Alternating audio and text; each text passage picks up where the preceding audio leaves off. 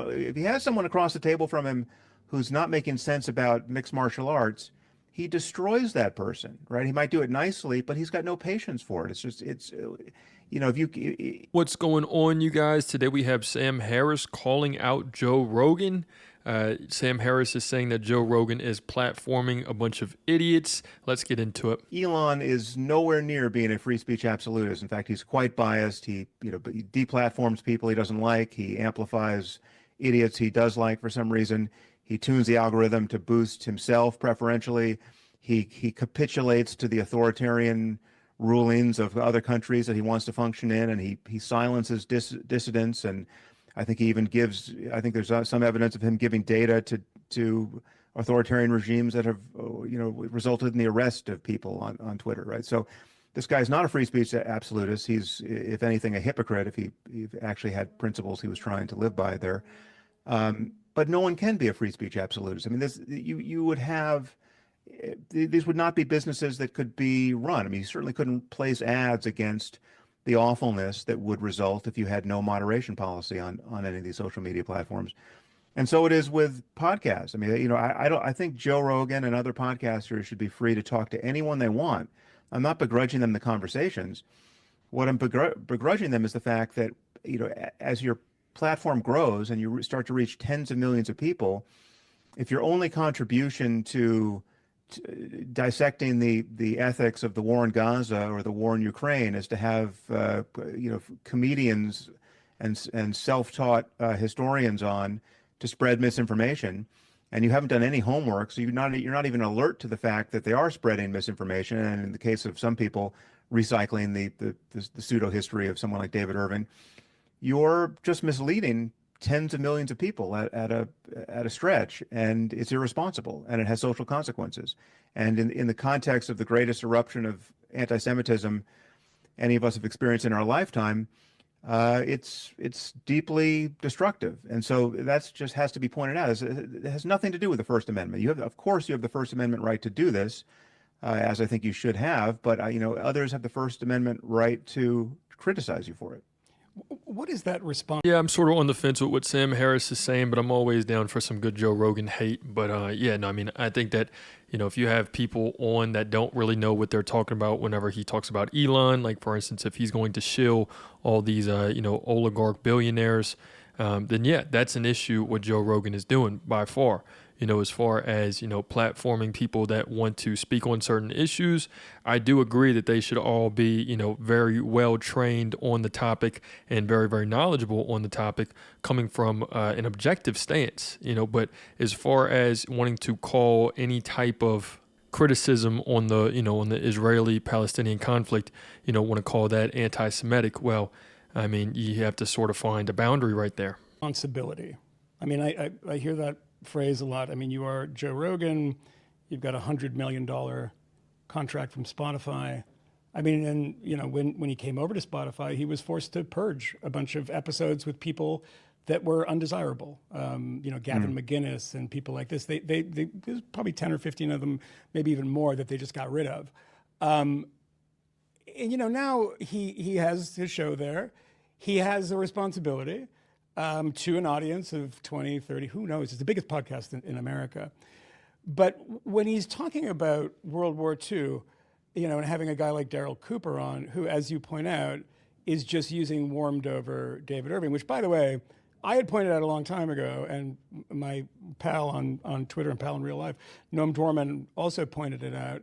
And now he's just quite open about it and says, Hitler's War, David Irving's 1977 book, which became actually a Holocaust denial book, and its second printing in, I think, 1990. But this is the guy who's on. He's just some random guy.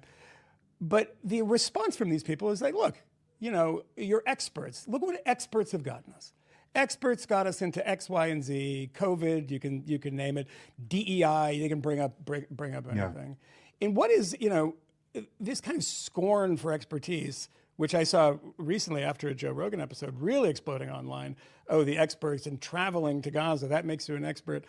I mean, it's been a very, very sort of knuckle dragging argument. People aren't actually addressing the issues at hand. But when you are Joe Rogan, you have a responsibility. What does that mean? Can you have that guy on in not have Andrew Roberts, a specialist in Churchill, or a Holocaust scholar to come on and actually give the real story. And I completely agree. I think that it's important for Joe Rogan to have these professionals on to talk about these issues as well. And they have to not be afraid to call out the right's anti-Semitism. There's a very clear, there's a very outright, you have Elon Musk doing the Nazi salute on stage, and they'll have a lot of things that are going on in the right that might want to mask it as, okay, well, we're wanting to support the war, or not wanting to support the war. We want to, support what's going on, call out all the bull crap that's going on.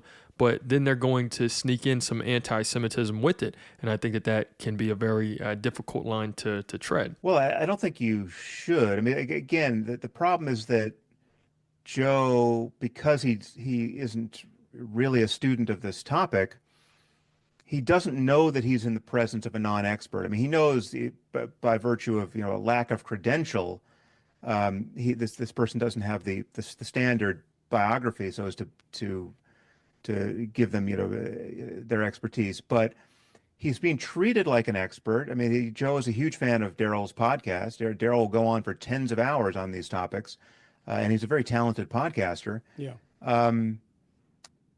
No one.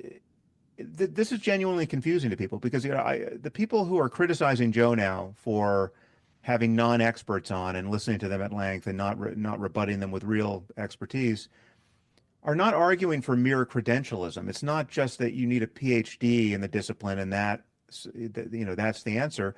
In fact, Joe's had many people with the right credentials on his podcast who are just kooks and crackpots and lunatics on their various topics. He certainly did this with COVID, right? He had some real doctors on. No one can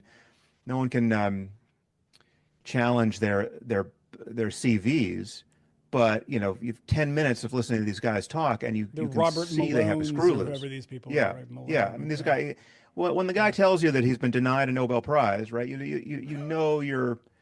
in the presence of at least a personality disorder, right? I mean, this is just not the way credible intellectuals have conversations. I mean, Joe has a taste for conspiracy theories. He has a taste for the contrarian take. The real answer is rather often boring, and the answer involving the CIA doing something covertly is more. And so he has someone like RFK Jr. on to talk about everything under the sun. And yeah, but you listen to RFK Jr. talk, and the crankishness just comes out of his pores. I mean, the guy. If you guys are enjoying this feed, make sure to like and subscribe for more. He's certain that the CIA killed his father and his uncle, right? I mean, let's start there. He's living in a country. He's now running the health infrastructure for a country that he thinks murdered some of his closest family members very publicly, and they got away with it.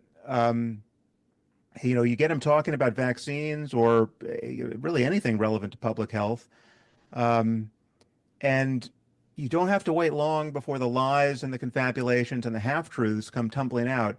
But Joe is not, on the other side of that table, Joe is not debunking any of it, right? He's just swallowing it. And it's important to point out that on a topic that he knows something about, that he has deep convictions on, he would never do that. If he has someone across the table from him who's not making sense about mixed martial arts, he destroys that person, right? He might do it nicely, but he's got no patience for it.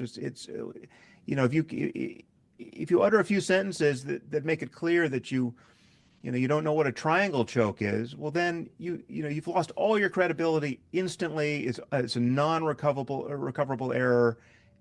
So there we have it, you guys. We have Sam Harris calling out Joe Rogan. Sam Harris is beautifully putting it, in my opinion, that the different blind spots that Joe Rogan may have.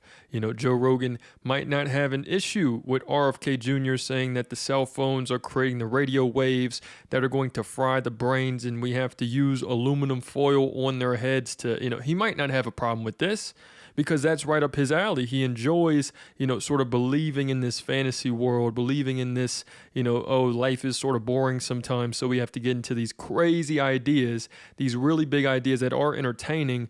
But I mean, this is like policy for people. This is controlling, what's going on in America. We're not living in a sci-fi show. So I really agree with what Sam Harris is saying right here. If you guys are, let me know what you're thinking in the comments here. That's it for today, though. It's another day in the progressive way.